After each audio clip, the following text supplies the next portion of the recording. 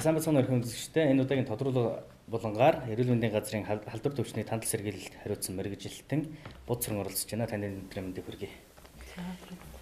За тэгэхээр 4 сарын 1-ээс одоо шинэ вакцины одоо оруулж байгаа шүү дээ тийм ээ. Тэгэхээр энэ вакцины талаарх одоо мэдээллийг та үзэгчтэй өгөх үү? 4 сарын 1-ээс эхлээд пневмококкийн эсрэг 13 цент вакцин, халдвар цагийн эсрэг төвхөжүүлсэн вакциныг одоо товлолт шинээр нэвтрүүлэхээр бэлтгэл ажлыг хангаа ажиллаж байна.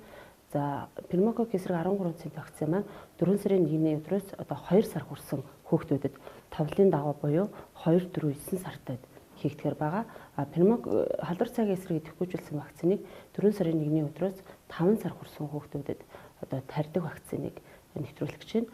За бид нар халдвар цагийн эсрэг вакциныг төрсний дараа 24 цаг 2, 3, 4 сартад аманд 2 туслаар буюу одоо сулруулсан амьд вакциныг хэрэглэдэг байгаа. Одоо энэ 5 сартад болохоор зэрэг идэвхгүйжүүлсэн вакциныг ингэж нэмэлтээр товлолд оруулж байна. За тэгэхээр вакцинд хамрагдсанаар энэ хүүхдүүдэд одоо ямар ач тустай вэ? Тэгээ өмнө яагаад хийж байгааг юм бол тийм үү? Энэ талаар. За Монгол Улсын засгийн газрын 11 дугаар тогтоолоор халдвар төвчнөөс сэргийлэх үндэсний хөтөлбөр маань хөтөлбөр батлагдаад 2017-оос 20 онд одоо хэрэгжүүлэн ажиллагаар батлагдсан байгаа.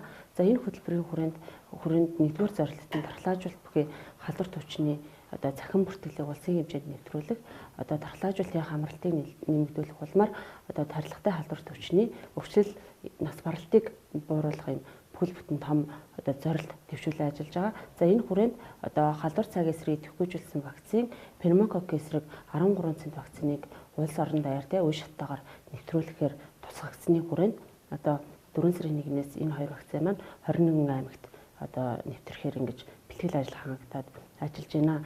За энэ одоо пневмококкийн эсрэг 13 цент вакцинд хүүхдүүд хамрагдсанаараа зэрэг одоо уушгины хадгалгаа тий пневмококкийн гаралтай уушгины хадгалгааг одоо өвчлөлийг эрс бууруулах, хүндрэлийг багасгах ийм одоо ач холбогдолтой байгаа. За Улаанбаатар хотод болохоор зэрэг пневмококкийн эсрэг вакциныг 16-аас 18 онд үе шаттайгаар нэвтрүүлээд 9 дүүрэгт бүрэн одоо ингэж яасан товлолт нэвтэрсэн байгаа. За энэ судалгааны үр дүн авч үзэх юм бол ерөөдөө энэ вакцинд хамрагдсан хүүхдүүдэд уушгины хадгалгаагаар өвдөх одоо тий өвдөх тэгээд улмаар хүндрэл нь бол 40% буурсан.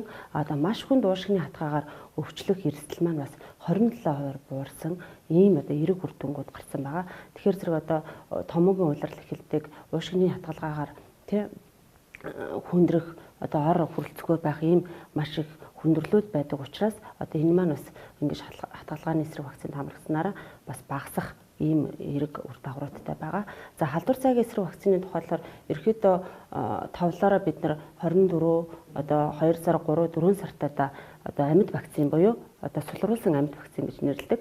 За үүнтэй холбоотойгоор бас дэлхийн улс орнуудад энэ вакцинаас үүдэлтэй саажилт үүсэх бас эрсдлүүд байгаа учраас бид нар энэ эрсдлийг багасгах хүрээнд одоо ингэж идэвхгүйжүүлсэн вакциныг хэрэглэхээр ингэж нэвтрүүлсэн байна.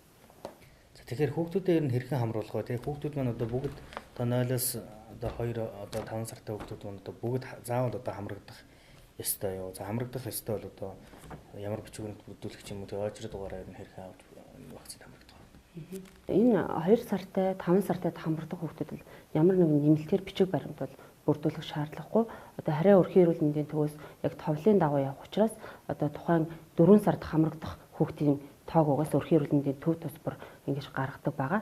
Тэгэхээр зэрэг одоо тухайн дуудсан цаг хугацаанд эцэг эхчүүд маань тухайн товлсон өдрөө хүүхдүүдээ одоо их хүүхдийнхаа ягаан дэвтэртэй одоо өрхийн эрүүл мэндийн төв дээр очиод дархлаажуулалтанд хамрагдах бүрэн боломжтой байгаа.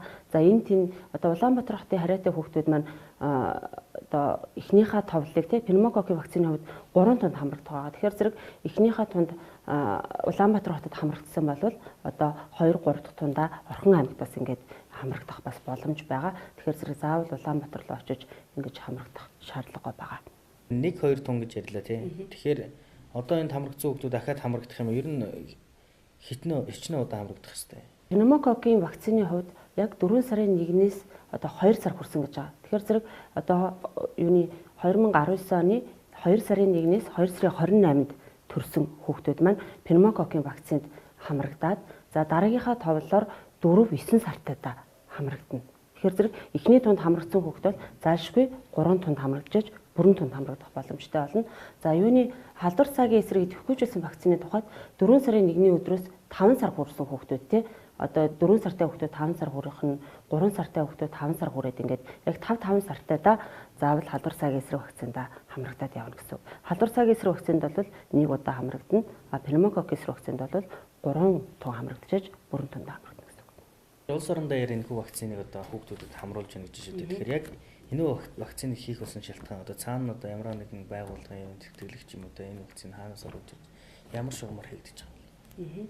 Ерөнхийдөө эдгээр одоо пневмококк эсрэг вакцин, халдвар цагийн эсрэг идэвхжүүлсэн вакцин маань одоо Дэлхийн эрүүл мэндийн байгууллагын шаардлага хангасан одоо аюулгүй үр дүнтэй вакцинуудыг халдвар төвчин судлалын үндэсний төвөөр дамжуулаад одоо 21 аймгийн одоо эрүүл мэндийн газарт дархлаажуулалтын үндсэн төв агуулга байдаг. Үүнд одоо яг шаардлага хангаад хадгалах ёстой химик те одоо бүх шаардлагыг хангаж авчирсан үндсэн дээр одоо өрхүүдтэй нэгжүүдтэй дархлаажуулалтын нэгжүүдтэй хуваарлаад дархлаажуулалт маань хийгдэж эхлэх байгаа.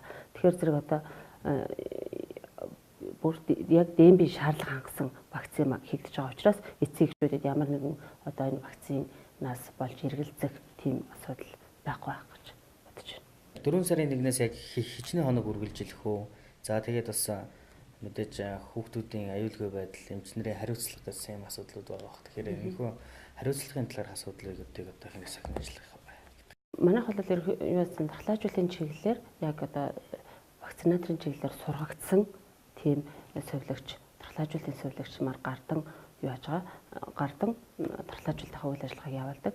Тэгэхээр зэрэг бид нэр одоо дархлаажуулалтанд хамрагдахын өмнө эмчийн үзлэгийг бол яг тухайн хариуцсан тариалан өрхийн эмчийн үзээд вакцинд хамрагдахыг одоо зөвлөдөг байгаа.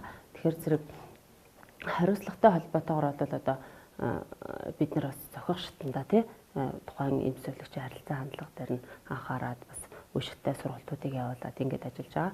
За яг энэ шинэ вакцины нэвтрүүлэгтэй холбоотойгоор халдвар төвчин судлалын үндэсний төв эрүүл мэндийн газар хамтраад яг гардан гүйцэтгэх эмч сувилагч нараа одоо нэг өдрийн сургалтанд хамруулад шинэ вакцины талаарх мэдлэг хандлагыг бас нэмэгдүүлсэн байгаа.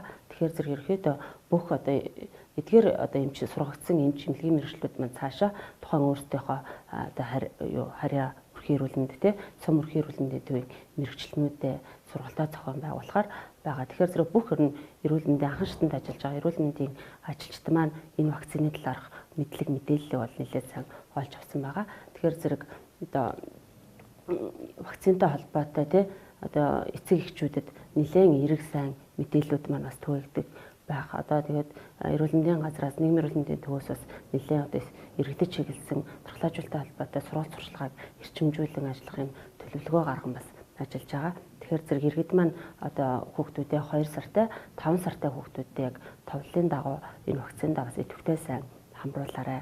Одоо тэгэхээр вакцин маань аюулгүй үр дүнтэй одоо маш олон төрлийн халдвар төвчнөөс бас ингэж хүүхдүүдийг хамгаалдаг байгаа. За эцэг эхчүүд 2 болон 5 сартай одоо няраа хүүхдүүдээ за харьяа өрхийн эмнэлэг дээр очиж одоо халдвар цагийн эсрэг болон за уушгины хатгалгааны вакцинд одоо хамруулах боломжтой юм байна. За ингээ манай студиуд ирж иргэдэд мэдээлэл өгсөн эрүүл мэндийн газрын халдвар төвчний тандал сэргийлэлт хариуцсан мэргэжилтэн Будцэг танд баярлалаа. За баярлалаа. Анхаарал хандуулсан та бүхэнд баярлалаа.